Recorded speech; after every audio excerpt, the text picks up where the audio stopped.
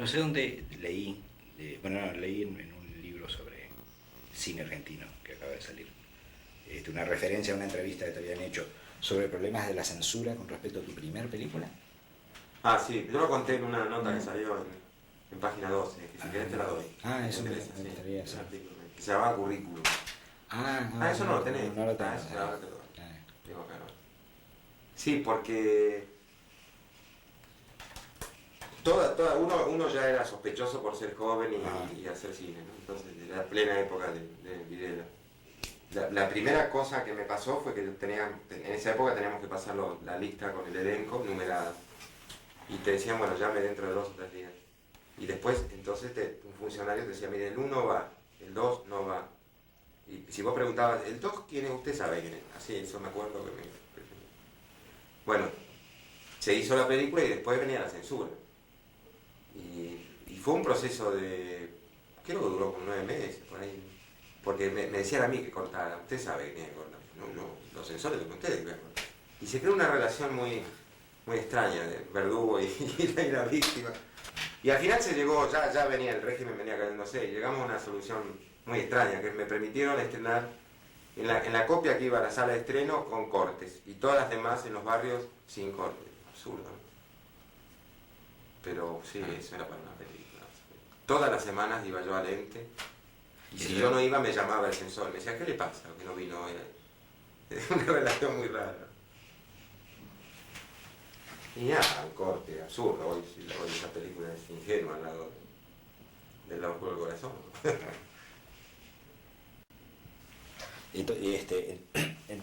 El único problema fue con esa película. Después sí, después ya no, después se eliminó la censura en Argentina, por suerte, claro. No. Una cosa que es bastante conocida del cine argentino es el realismo. Realismo yo diría muy plano, ¿no? Parece simplemente el realismo en el sentido de la cámara sigue los movimientos de los personajes, de los actores. No hay creación de imágenes, no hay incluso creación de atmósfera, ¿no? En general, cine argentino. En tu cine, ya desde la primera película, es totalmente diferente. Hay una búsqueda de la imagen. Por ejemplo, el viejo en el medio del río, sí. ¿no? Es decir, hay cosas muy peculiares, muy singulares.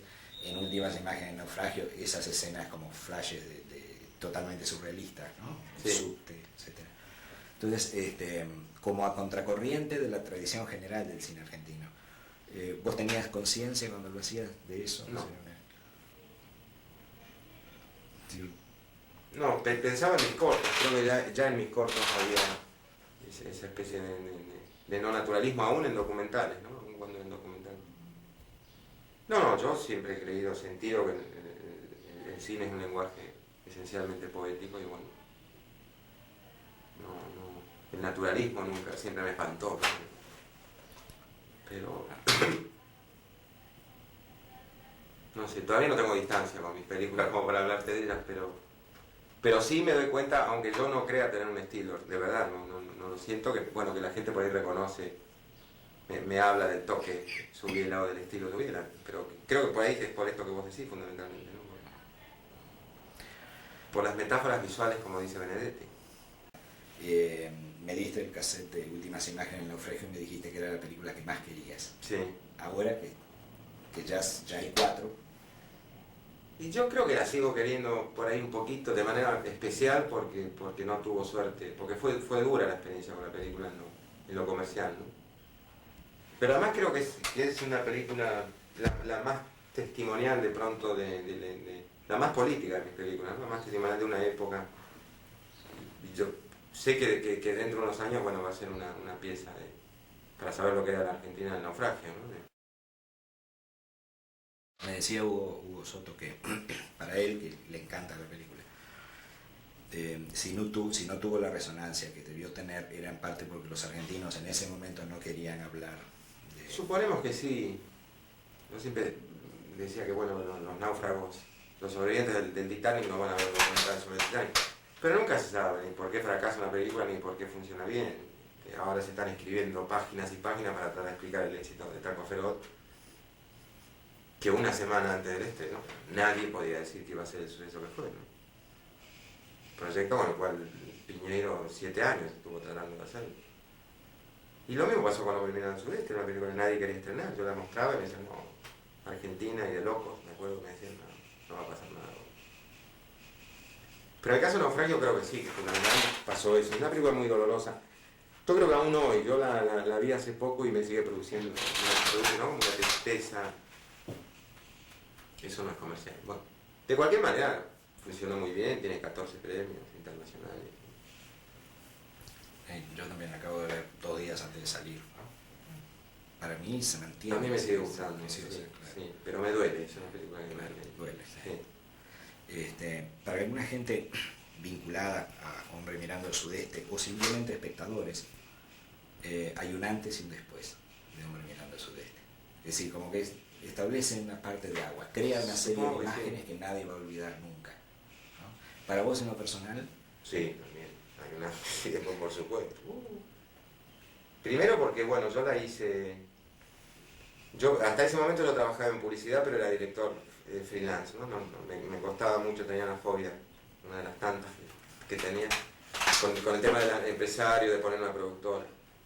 Y después de varios fracasos con otros proyectos, y bueno, que parecía que se iban a concretar con productores diversos y después no se concretaban, dije, bueno, yo tengo que poner una empresa, juntar el dinero haciendo comerciales. Ese fue ya un cambio, ya me produjo un cambio. Y después la hice... Yo la primera la había hecho con bastantes expectativas comerciales, fue un gran fracaso. Y esta no, yo tenía yo decía, esta es una película que quiero que vean mis hijos, no me importa si va a andar, no va a funcionar. Y bueno, salió una película que yo te digo que estoy terminando de entender ahora, ¿no? Es una película que estaba adelantada a una parte de mi conciencia también.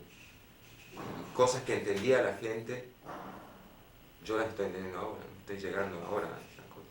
Sí, fue una bisagra.